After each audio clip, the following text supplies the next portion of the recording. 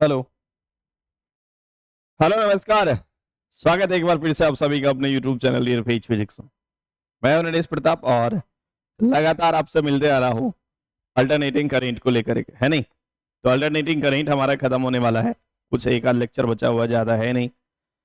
पर हाँ, यहाँ बहुत बड़ा वीडियो तो हम लोग बना नहीं सकते, इस वजह से थोड़ा सा ये टाइम ले रहा है। तो आप छोटे छोटे टाइम इंटरवल में भी पढ़ो, क्योंकि ये जरूरी भी है, क्योंकि बहुत ज्यादा कैलकुलेशन बीच में देखने को आपको मिल जाता है। तो इसलिए आज हम लोग पढ़ने वाले बच्चा, दूसरा नाम है आरसी सर्किट। पहले लेक्चर में हम लोगों ने क्या पढ़ा?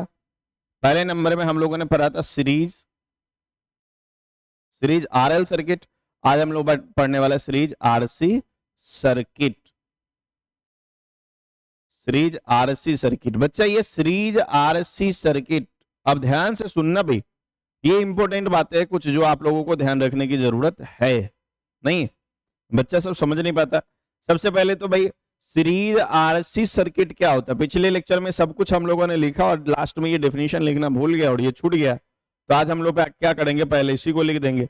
भाई कुछ बड़ी बात तो नहीं है, ऐसा सर्किट जिसमें आर मतलब रेसिस्टर होगा, सी मतलब कैपेसिटर होगा, सीरीज मतलब दोनों सीरीज में लगा होगा, उसी को हम लोग क्या बोलेंगे?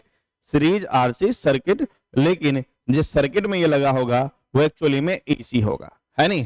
तो देखिए, लिखिए इसका डेफिनेशन पहले। The AC circuit, the AC circuit containing the AC circuit containing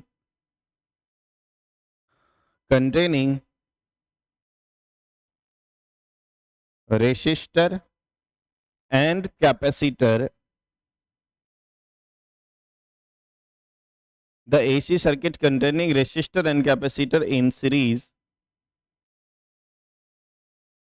is called series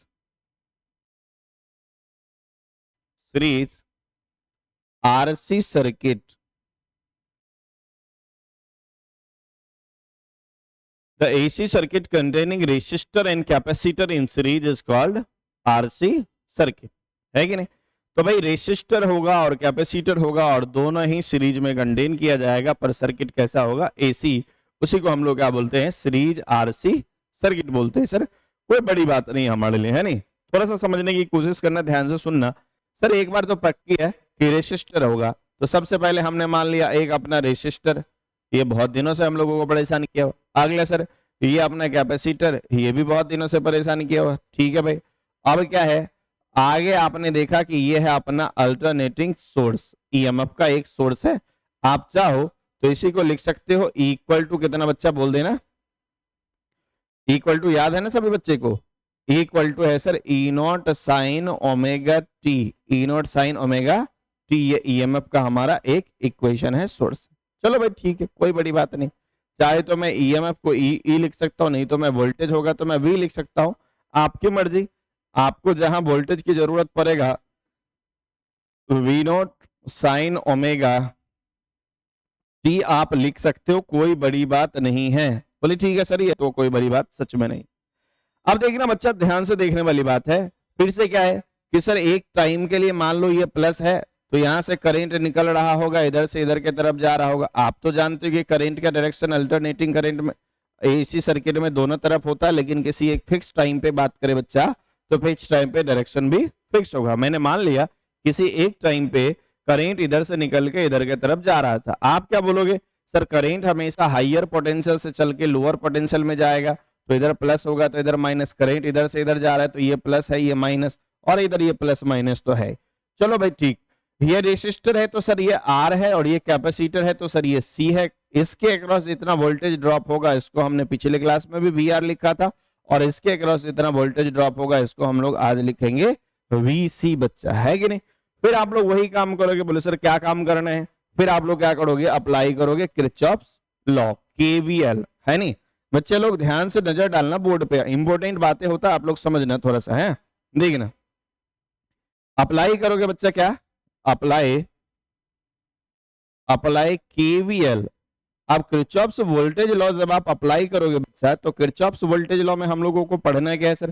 Kirchhoff's voltage ने क्या बोला, वोल्टेज लॉ ने क्या बोला कि किसी भी एक लूप में net summation of all the potential difference is always zero? नहीं, तो आपको करना क्या है, लिख देना है summation of V net in A loop is always zero. चलो भाई लिख दिया समेशन ऑफ वी नेट। सबसे पहले हमको कौन मिला सर, वोल्टेज अक्रॉस रेसिस्टर, तो रेसिस्टर से पूछा, इसका लास्ट वाला चिन्ह क्या है सर, माइनस है, वी आर। अगला क्या है सर, ये भी माइनस होगा, वी सी। अगला क्या है सर, लास्ट वाला चिन्ह प्लस है, कितना, ई इक्वल टू कितना, जीरो। सर यहां से ई निकालो, ई कितना हो जाएगा, ई दोनों तरफ इधर चला जाएगा, तो ये हो जाएगा बच्चा वी आर प्लस वी सी। आपने देखा सर नेट ईएमएफ या नेट वोल्टेज, ई नेट की आप बात करो या वी नेट, इसी को मैं ई लिख दिया हो, इसी को मैं चाहूं तो वी भी लिख सकता हूं। यहाँ पे वी नेट मुझे लिखना हो तो मैं इसको लिख सकता हूं, नेट वी नेट जो होगा वो वी आर प्लस वी सी के बराबर होगा सर। अब यहाँ पे एक कमाल की बात है, अब या तो आप वैल्यू पिछले क्लास में आपने देखा था कि सर हमने वी आर का वैल्यू रख दिया था, वी सी का वैल्यू क्यू बाई, नहीं हम लोग क्यू बाई सी, और इस तरीके से फिर इसको सॉल्व करो, ये डिफरेंशियल इक्वेशन बनेगा, बहुत माथा पेची। उससे अच्छा क्या है कि क्यों ना हम लोग फेजर्स को समझ ले और फेजर से इस क्वेश्चन को करे। मतलब ये कह रहा है कि नेट वोल्टेज जो है वेक्टर आर और वेक्टर सी के सम के बराबर होगा, वेक्टर आर और वेक्टर सी के सम के बराबर होगा। अब थोड़ा सा हम लोग आपके बच्चा इसको फेजर से समझने के लिए इसके फेजर्स को थोड़ा सा पहले हम लोगों को समझने की जरूरत है। फेजर्स, अब आप बोलोगे सर ये फेजर्स, देख लेना, ध्यान से सुनना। सभी बच्चे को पिछले क्लास में भी हमने बताया था कि भाई साहब करेंट जो है, करेंट का डायरेक्शन यदि मैं मानता हूं ये, तो आप क्या बोले थे कि सर जिधर करेंट होगा उधर वोल्टेज अक्रॉस रेसिस्टर भी होता था, वीआर का भी डायरेक्शन इधर ही होता था, क्योंकि वोल्टेज और करेंट के बीच प्योर रेसिस्टिव सर्किट में फेज डिफरेंस जीरो आया था, जिस वजह से दोनों सेम डायरेक्शन में भी होगा। तो ये बात तो सर समझ में आया। उसके बाद आपने अगली बात क्या की थी कि सर अगली बात, करेंट से इंडक्टर का जो वोल्टेज था, वोल्टेज अक्रॉस इंडक्टर, वो करेंट से 90 डिग्री आगे था, ठीक है सर, या ये कह ले कि करेंट, इंडक्टर का करेंट वोल्टेज से 90 डिग्री पीछे था, ठीक है भाई, लिख दिया। फिर आगे क्या होगा सर, आगे एक और बात हमने किया था, क्या कि करेंट जो है वीसी, आप देखें ना वीसी में, वीसी यहां पे आता था और करंट इससे 90 आगे होता था। यदि मैं वीसी को 90 पीछे कर दूं तो क्या करंट अभी भी इससे 90 आगे होगा? हाँ, तो सर इससे 90 डिग्री आगे होगा कौन? करंट। ये बात तो हम लोगों को समझ में आ चुका है। अब यदि आपको समझ में आया बच्चा, तो ये डायग्राम हम लोगों ने कल भी बनाया था, आज भी मैं आपको एक बार रिपीट करवा दिया हूं। लेकिन आज बच्चा हम लोग पढ़ किसको रहे? आज हम लोग पढ़ रहे वी आर और वी सी को। किसको पढ़ रहे बच्चा बताना? वी आर और वी सी को। तो इस बार हम लोग एल पे बात नहीं कर रहे, तो आप एल वाले पोर्शन को, इसको थोड़ा सा डिलीट मार देना, इसको हटा लेना और बाकी चीजों को आराम से समझ लेना। बोले ठीक है सर। ये चूंकि V है बच्चा, तो V होता है कितना है? बोले sir V equal to I R, Ohm का नियम तो पता ही था, तो आपने इसको कितना लिख देना है सर? I into are. इसका क्योंकि कैपेसिटिव सर्किट का जो रेसिस्टेंस होता है वो होता है उसके रिएक्टेंस के बराबर, वो होता है XC के बराबर। तो यहाँ पे हम लोग बच्चा इसको R को कितना लिखेंगे सर? हम इसको लिख देंगे XC। XC क्या है? XC का मतलब है, अब ये नहीं कि X का ये कैटेगरी है सर, XA XB XC, नहीं भाई, ये एक्चुअली में क्या है? XC का मतलब है इंपीडेंस, या ये समझ लीजिए रिएक्टेंस अक्रॉस कैपेसिटिव सर्किट, ठीक है भाई। इसके across sir V equal to I R जब जरूरत पड़ेगा तो हम लोग रख सकते हैं, ठीक है भाई, रख सकते हैं। अब देखना बच्चा, फिर से ये दोनों के बीच एंगल कितना है सर? एंगल तो 90 डिग्री है। अब 90 डिग्री के एंगल पे दो वेक्टर होता है तो आपको नेट निकालना आता है, तो चाहे आप वी नेट लिखो चाहे आप ई नेट लिखो, लेकिन ये ई नेट, वी नेट या आई नेट आपका इसी डायरेक्शन में आने वाला है। आई नेट भी मैं इधर लिख दूं, आई नेट, ये बच्चा इसी डायरेक्शन में आने वाला है कि नहीं? तो सर इसका जो डायरेक्शन होने वाला है वो इधर होने वाला है, तो इस बार नेट इधर आ रहा है, तो नेट वोल्टेज या नेट करंट इस बार मेन करंट से आप देखोगे तो कुछ ना कुछ एंगल से पीछे रह गया, लैग कर गया है। ये बात कुछ ना कुछ एंगल से पीछे रह गया, और जितना एंगल से ये पीछे रहता है उसको हम लोग बोलते हैं फेज डिफरेंस फाई, ठीक है भाई, लिख दिया। अब इसी में हम लोगों को कुछ कुछ बातें करना है। जैसे सबसे पहले फेजर बनाने के बाद, ये फेजर था, और फेजर बनाने के बाद सबसे पहला नंबर हम लोगों को काम क्या करना है कि सर अप्लाई ईएमएफ निकालना है या नेट ईएमएफ, नेट वोल्टेज, मैं यहां पे लिख देता हूं नेट वोल्टेज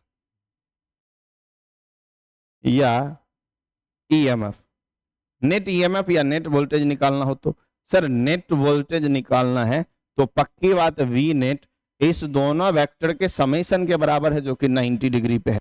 आप देखो आप यहाँ पे वी नेट कितना लिखो सर, ये दोनों वेक्टर के समेशन के बराबर है, तो वेक्टर का समेशन 90 डिग्री पे याद है under root A square B square 2ab cos theta, लेकिन यदि 90 डिग्री है तो कॉस वाला टर्म 0 हो जाता था। तो ये कितना बचेगा सर, पहले वाले का स्क्वायर, पहला वाला कौन है सर वी आर का स्क्वायर प्लस कितना बच्चा वी सी का स्क्वायर।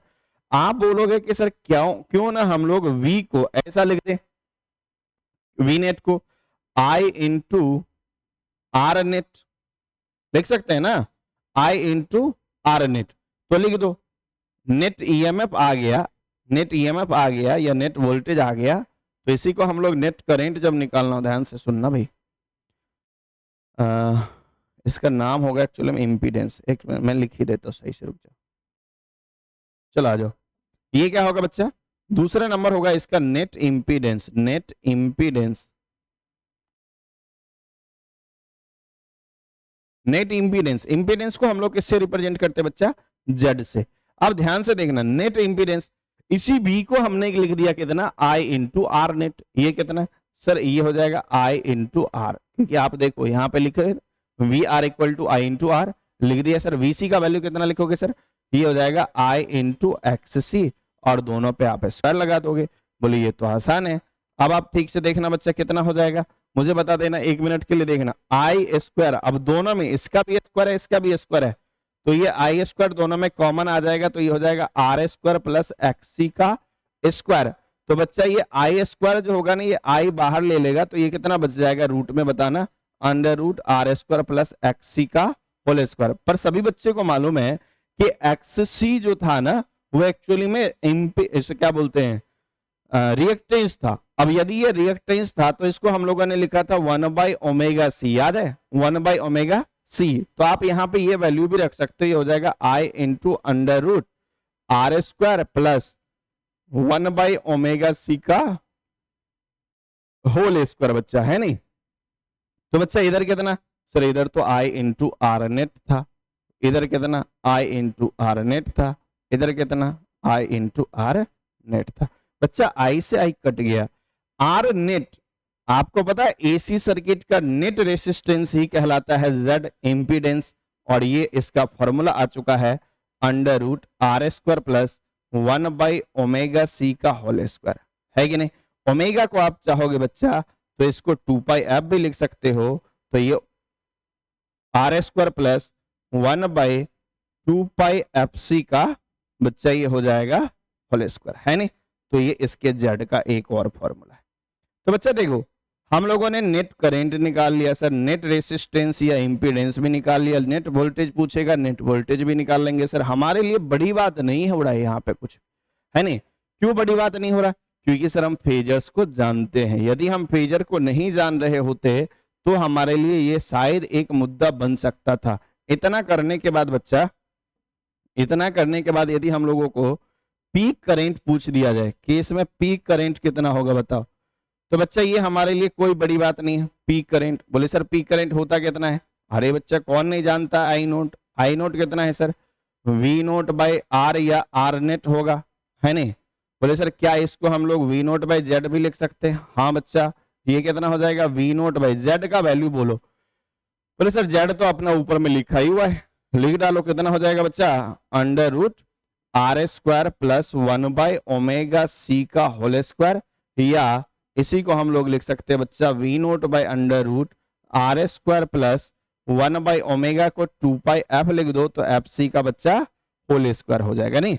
तो आपने देखा कि पीक करंट हम लोगों ने निकाल लिया। अब पीक करंट आ गया तो बच्चा आरएमएस मीन ये वो दिस दैट बहुत आसान चीज है, वह माथापेची नहीं कर रहा हूं मैं यहाँ पे, इतना कोशिश कर रहा हूँ कि कम से कम आप लोगों को बहुत ज्यादा माथापेची वाली चीजें देखने को ना मिले। ये सब निकल गया तो उस सब हमारे लिए कोई बड़ी बात नहीं, डायरेक्ट जब क्वेश्चन हम लोग करेंगे तो वहां पे देखने वाले क्वेश्चन में किस तरीके से हम लोग इसका इस्तेमाल कर सकते हैं, है नहीं। ये बात सर पीक करंट निकल गया। अब पीक करंट के बाद और क्या डाटा है, अब पीक करंट के बाद आ जाओ बच्चा, अब आप बोलोगे कि सर इंस्टेंटेनियस करंट निकाल के दिखाना। इंस्टेंटेनियस करंट,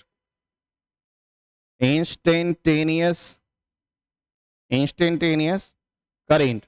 अब देखना बच्चा इंस्टेंटेनियस करंट क्या होगा। बोले सर इंस्टेंटेनियस करंट का इक्वेशन हम लोगों को तो मालूम है। क्या मालूम है भाई? I equal to I naught sine omega T. Instantaneous current का इक्वेशन हम लोग शुरुआत से ही देखते आते, सभी बच्चे को याद है। अब ये वैल्यू तो आप लिख सकते हो बच्चा, इस वैल्यू में कोई दिक्कत नहीं है, लेकिन यहाँ पे फेज डिफरेंस है, तो यहाँ पे आप I equal to I naught sine omega T तो आप लिख ही दोगे। बोले सर आई नोट कहां से आएगा? अरे भाई ऊपर में लिखा हुआ है, वैल्यू पुट कर देना। उसके बाद क्या होगा सर? उसके बाद जो होगा ना, ध्यान से देखो, उसके बाद आएगा मेन कहानी। मेन कहानी मतलब आप देखो इस बार आपका जो नेट इंपीडेंस था, नेट वोल्टेज था, वो 5 एंगल से पीछे रह गया था। तो इस बार क्या होगा? प्लस नहीं होगा, इस बार क्या होगा? Omega T minus 5। बोले सर ये 5 का वैल्यू तो निकलेगा कैसे? बच्चा 5 का वैल्यू के लिए तुम अभी से टेंशन क्यों ले रहे? हम लोग काम करेंगे ना, अभी करने वाले हैं, तुम परेशान मत हो। अभी ये देखो कि इतना तक में कोई दिक्कत है तो बता देना, एक बार कमेंट कर देना, या नहीं तो भाई कम से कम वीडियोज को लाइक कमेंट शेयर किया करो आप लोग। नहीं, यदि चीजें समझ में आ रही, क्लियर हो रही है, तो कम से कम आप सपोर्ट तो करो। ये बात है। अगला क्या है सर? ये बात तो सभी बच्चे को मालूम है सर, इतना बात सभी बच्चों ने समझ लिया है। उसके बाद क्या करना है? उसके बाद बच्चा देखोगे, उसके बाद जब आप देखोगे ना, तो आपको लगेगा कि भाई इंस्टेंटेनियस करंट हम लोगों ने निकाल लिया। इंस्टेंटेनियस करंट के बाद फेजर्स, बोले सर वो तो बनाया ही था, एक बार फिर से बना लेते, क्या बड़ी बात। ये सर करंट है अपना, और ये क्या है? वीसी है, और इसके बीच आया था अपना वी नेट, याद आया? V net. ये एंगल कितना था सर? 5। ये वीसी है तो ये भी कितना होगा बच्चा?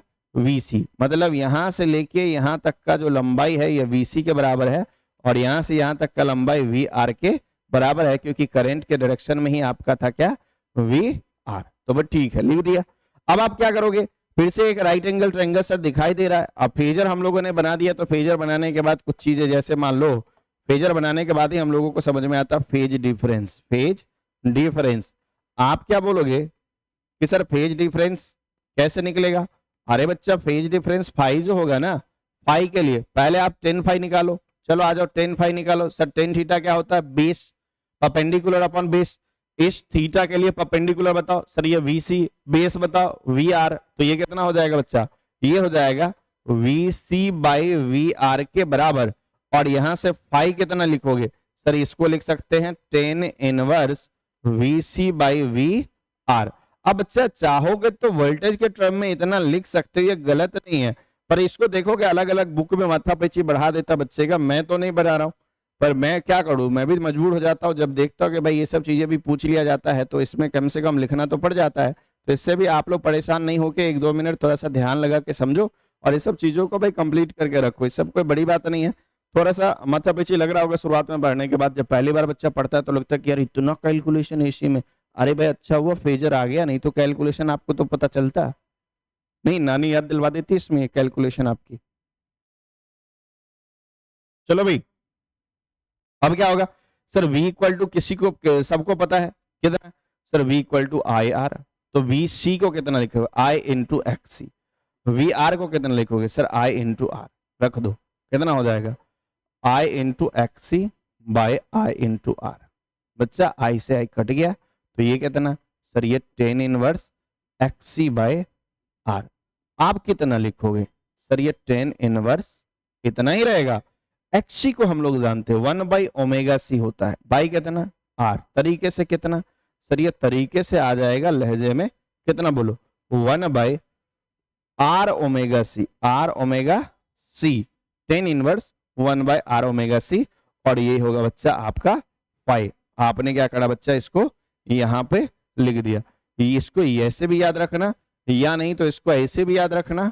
पाई को ये डायरेक्ट ऑब्जेक्टिव में पूछा जाता है भाई, अच्छे अच्छे एग्जामों में पूछा जाता है, ये डायरेक्ट याद रखना। ये कितना हो जाएगा सर? ये इतना हो जाएगा, है नहीं? चाहोगे तो ओमेगा को 2 पाई आप खुद से लिख देना बच्चा, मैं यहां नहीं लिख रहा हूं, है नहीं?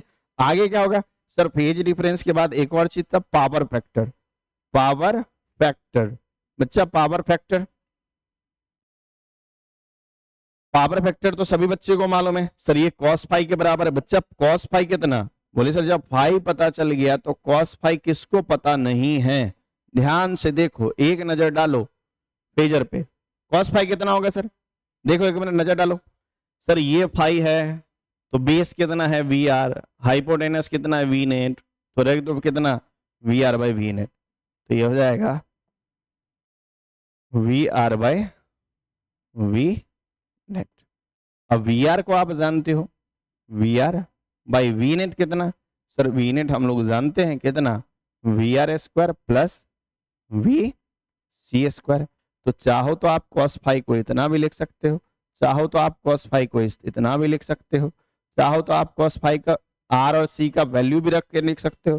तो cos फाई जो आ जाएगा बच्चा, ये आ जाएगा r by under root I R लिख के सबको कॉमन लेके काटने के बाद ये हो जाएगा under root R square plus ये हो जाएगा एक्स सी का होल स्क्वायर।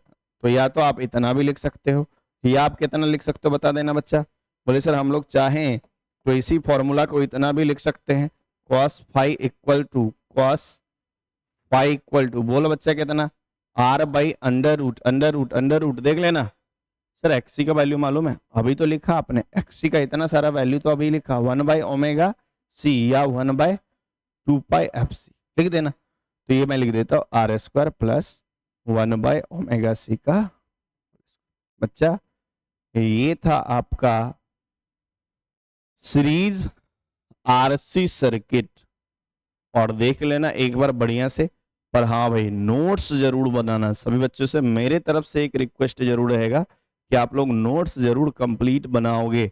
जब कभी भी आप वीडियो देखने के लिए बैठ रहे हो तो एक बार जरूर कोशिश करो कि आप अपने कॉपी को लेके बैठो, क्योंकि इस सब चीज़ों को फिर से हम लोग रिपीट नहीं कर रहे हैं, इसको हम लोग रिपीट एक ही बार रिवीजन के टाइम में करेंगे बच्चा। तो इसलिए आप लोगों से रिक्वेस्ट है कि सभी बच्चे अपना अपना नोट्स जरूर कंप्लीट करें, ठीक है। तो उसके बाद बहुत सारी बातें कि भाई ये चैप्टर कब खत्म होगा। अब इसके बाद एक और इस टाइप का है जिसको हम लोग पढ़ने वाले हैं, और इसको एक और जिसको हम लोग बोलते हैं क्या बोलते हैं एलसी सर्किट, है नहीं। तो एलसी सर्किट या सीएल सर्किट जिसको हम लोग बोलते हैं वो एक बच गया, और सीरीज कॉम्बिनेशन के बाद उसको कंप्लीट करने के बाद एक आरएलसी सर्किट सीरीज में हम लोगों को देखना है। उसके बाद रेजोनेंस वगैरह पे बात करना, और रेजोनेंस के बाद हम लोग इस चैप्टर को फिनिश मार देंगे और ये चैप्टर खत्म हो जाएगा, ठीक है बच्चा। तो बहुत ज़्यादा नहीं बचा हुआ है, अगले लेक्चर में हम लोग इसका तीसरा भी सर्किट देखने वाले हैं, और उसके बाद मिलेंगे इसके नेक्स्ट लेक्चर में।